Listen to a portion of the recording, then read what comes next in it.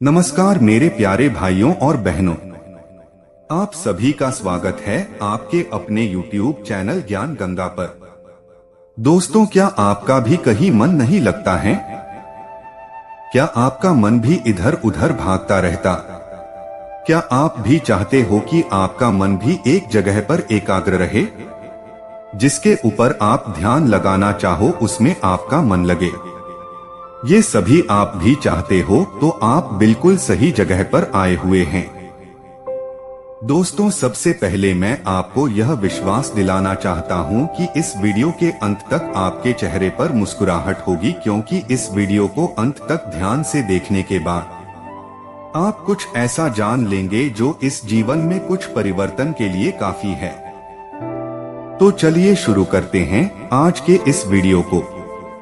दोस्तों, महात्मा बुद्ध कहते हैं, आप तब तक उस मार्ग पर नहीं चल सकते जब तक आप खुद वो मार्ग नहीं बन जाते। लोग सवाल पूछते हैं, मेरा मन नहीं लग रहा, मैं क्या करूं? मैं मां को शांत करना चाहता हूं, एकांत करना चाहता हूं, मन को साधना चाहता हूं, हर तरह के फालतू के विचारों से मुक्ति पाना चाहता हूं, पर मेरा मन कहीं लगता ही नहीं है, वह हमेशा भटकता रहता है। आइए इसे एक कहानी के जरिए से हम आपको थोड़ा इसे समझाने की कोशिश करते हैं। एक गुरु अपने शिष्यों को ध्यान साधना सिखा रहे थे।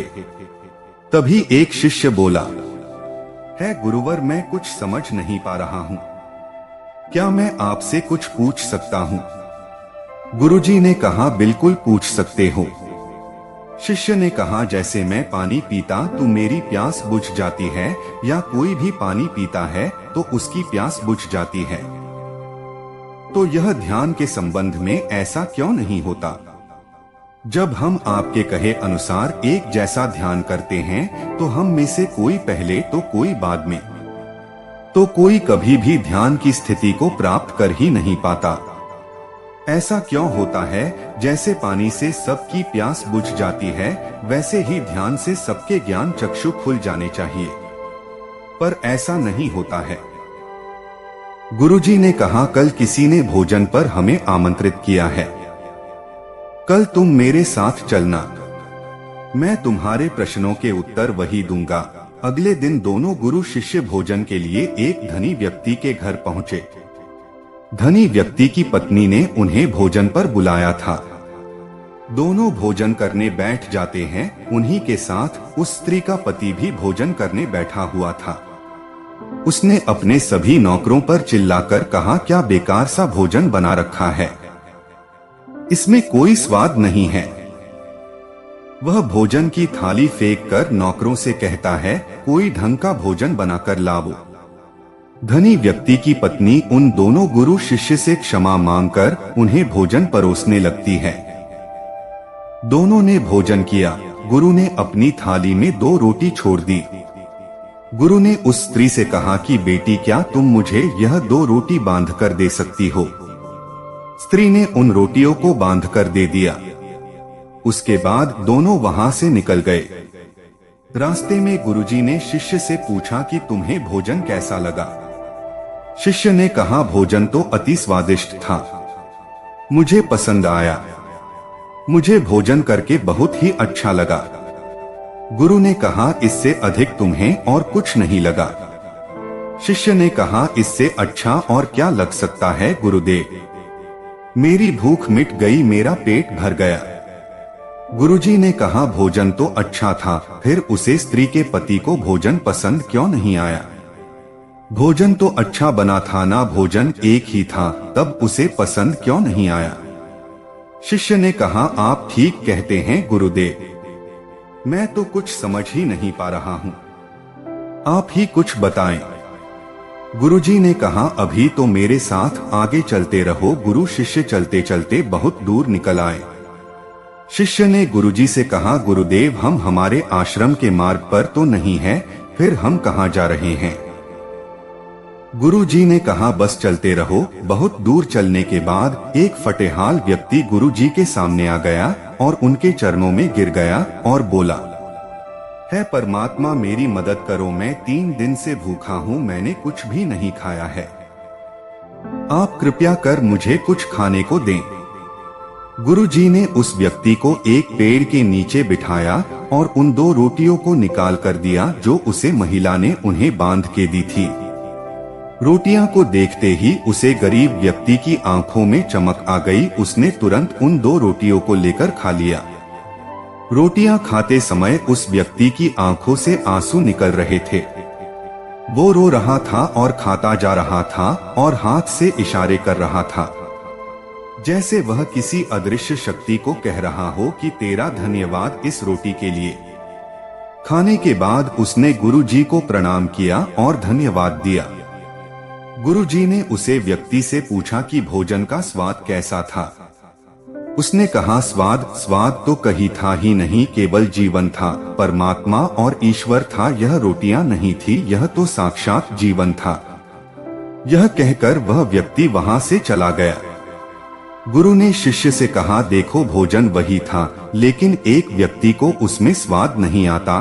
तुम्हें उसमें स्वाद आया, तुम्हें भोजन पसंद आता है, लेकिन वहीं एक व्यक्ति को इस भोजन में स्वाद नहीं आता, बल्कि वह इसमें ईश्वर, परमेश्वर और जीवन को देख लेता है। इसी से पता चलता है कि व्यक्ति और भोजन की तृप्ति में भी अंतर है। पहले व्यक्ति की इसमें कोई तृप्ति नहीं होती, तुम्हें थोड़ी तृप्ति होती है, और इस व्यक्ति को अनंत तृप्ति होती है। ऐसा ही ध्यान के संबंध में होता है, जिसको जितनी ज्यादा प्यास होती है वह उतनी ही जल्दी मार्ग बना लेता है। उस शिष्य की जिज्ञासा का समाधान हो गया था। उसके प्रश्नों का उत्तर उसे मिल गया था, लेकिन प्रश्न का उत्तर अभी हमारे नहीं मिला। प्रश्न था, मन क्यों नहीं लगता? दोस्तों, जो लग जाए वह मन नहीं है। मन का स्वभाव ही है भागना। जब हमारे पास कोई चीज अत्यधिक होती है, तब मन उससे भागने लगता है। जैसे उस धनी व्यक्ति का मन जो उस भोजन से भाग रहा था, जो उसके लिए आम बात थी। लेकिन जब कोई चीज हमारे पास सीमित मात्रा में होती है और हमें मिल भी जाती है, तब हमारा मन उससे जुड़ा भी रहता है और हम उसे चीज की थोड़ी बहुत अहमियत भी रखते हैं। जैसे उसे शिष्य का मन जो उस भोजन से थोड़ा बहुत जुड़ा हुआ था, तो उसने उसे भोजन के स्वाद को भी जाना। लेकिन जब हमें कोई चीज चाहिए होती है और वह हमारे पास नहीं होती, तो पहले हमारा मन उसे चीज के लिए बहुत लालायित रहता है।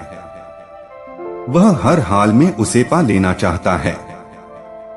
लेकिन जब कोई चीज प्राणों से जुड़ी हो, जैसे कि वह 2 रोटी, और जब बात प्राणों पर आ जाए, तब मन गायब हो जाता है। तब आप स्वाद नहीं देखते, भोजन का प्रकार नहीं देखते, तब आपको सिर्फ भोजन चाहिए होता है। तब आप एकाग्र हो जाते हैं। भोजन के लिए जो मिले उसी में आपको आनंद आ जाता है। स्वाद हो या ना, आपके प्राण अंदर तक उसे स्वीकार कर लेते हैं। और यह तब होता है जब मन नहीं होता। हम हमारे मन को लगाने की बहुत कोशिश करते हैं। कुछ पढ़ाई में लगाने की कोशिश करते हैं, तो कुछ अपने काम में लगाने की कोशिश करते हैं। लेकिन आपने देखा होगा कि मन कहीं नहीं लगता है, और यह लग भी नहीं सकता, क्योंकि इसका का किसी चीज में लगा है ही नहीं, बल्कि इसका काम है आपको भगाना इधर से उधर।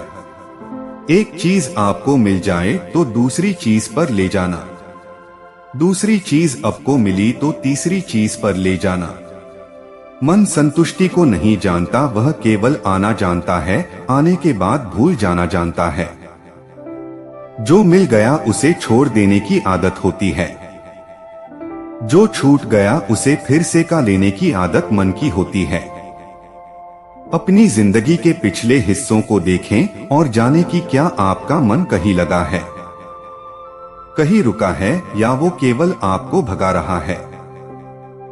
अब सवाल आता है कि अगर मन का काम भागना या फिर भगाना ही है तो क्या जिंदगी भर हम भागते ही रहेंगे? क्या हम कहीं रुकेंगे नहीं?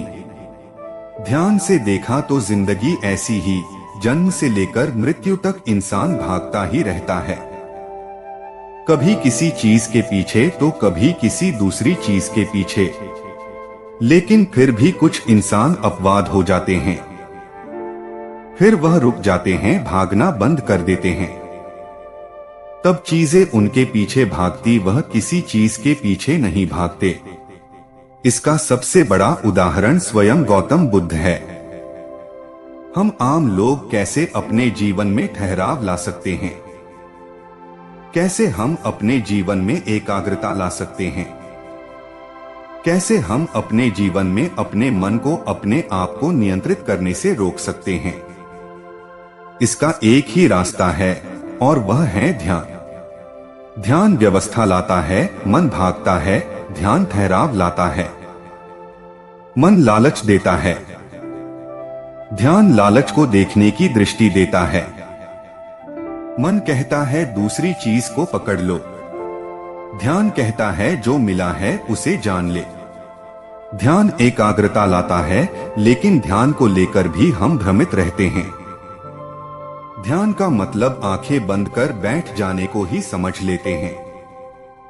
एक छोटी बच्ची बहुत अच्छी बांसुरी बजाती है और जब वह बांसुरी बजाती है तब उसके सुर में खो जाती हैं, तब उसका मन गायब हो जाता है। तब उसके प्राण केवल उस बांसुरी की धुन में ही रम जाते हैं और यही उसका ध्यान बन जाता है। लेकिन ऐसा इसलिए होता है क्योंकि इस लड़की को रस आता है, आनंद आता है और यही उसकी प्रकृति है। वह वही कर रही है जो वह हो सकती है। एक अध्यापक है जो छात्रों को पढ़ाता है तो वह उसमें खो जाता है। वह अपने प्राणों से उस पढ़ाने का आनंद लेता है, उसमें रुचि है उसकी, यही उसकी प्रकृति है। जब वह पढ़ा रहा होता है तब उसके मन में कोई हलचल नहीं होती। वह तब ना तो भूतकाल की बात सोचता है ना भविष्य काल की, वह केवल वर्तमान के क्षण में ही रहता है और यही उसका ध्यान है। जो व्यक्ति जो है और वही होने लगे तो उसमें स्वतः से ही ध्यान घटित होने लगता है, वह एकाग्र होने लगता है। लेकिन जब व्यक्ति कुछ कोशिश करता है तो उसका मन हावी होने लगता है, एकाग्रता टूट जाती है और तब हम भागते रहते हैं, सब कुछ पा लेते हैं, तब भी सोचते हैं कि कुछ रह गया है और यह अधूरापन कभी पूरा नहीं होता, क्योंकि जो आप हो सकते थे, जो आपकी प्रकृति थी, वह आप नहीं हुए, बाकी सब कुछ हो गए। ऐसे ही आप हमेशा अधूरे रह जाते हैं। तब मन कहीं नहीं लगता। मन की प्रकृति ही लगने की नहीं है, जो लगता है वह एकाग्रता है, वह ध्यान है। और जहां आपको एकाग्रता मिल जाए, समझ जाइए कि वही आपके लिए बना है, जिस पर चलकर आप संपूर्ण हो सकते हैं। दोस्तों, आपने इस कहानी से क्या सीखा, कमेंट करके जरूर बताना। दोस्तों, आपको हमारी यह कहानी कैसी लगी? अगर कहानी आपको पसंद आई हो तो वीडियो को लाइक और शेयर जरूर करें। आप हमारे चैनल पर नए आए हो तो कृपया चैनल को भी सब्सक्राइब जरूर करें। वीडियो को अंत तक ध्यान से देखने के लिए आपका बहुत बहुत धन्यवाद।